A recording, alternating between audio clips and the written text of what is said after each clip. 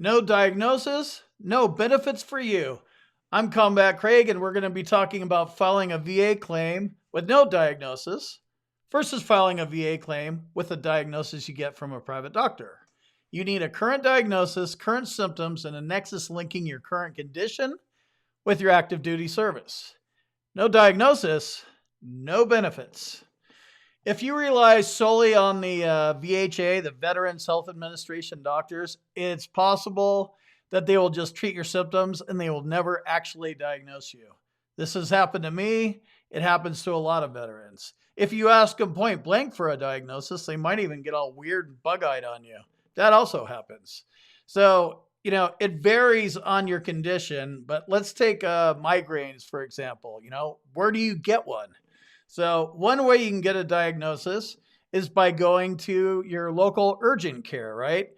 Walk in there, tell them you're suffering from migraines, and tell them you need some meds for them. You should be keeping a log. If you don't have a log, download the Migraine Buddy app and fill it in. This would be a good thing to show them. Like, hey, look, here's what migraines were like and caused me to lay down for the past couple of months. Show them and talk to them and ask them to prescribe you something for your migraines. He might even ask you, hey, do you have a diagnosis? No, doc, not yet. I think that might be part of the problem. I'm a veteran and I'm dealing with the VA and they're not diagnosing me or treating me right. At the very least, you'll end up with some meds, and doctors need a reason to give you meds. And they're going to have to put a diagnostic code down. And guess what? That is going to be a diagnosis. So that's one way to do it. Go to urgent care. That's the easiest private doctor that you can get a diagnosis from for something like migraines, GERD, IBS, some of these kinds of conditions. By law, you do not need to have an actual diagnosis in your service treatment records. You simply need to show that you have a medical diagnosis of a disability right now. And it needs to be documented somewhere in a medical record, VA medical record or private medical record from an outside provider. That's what this is.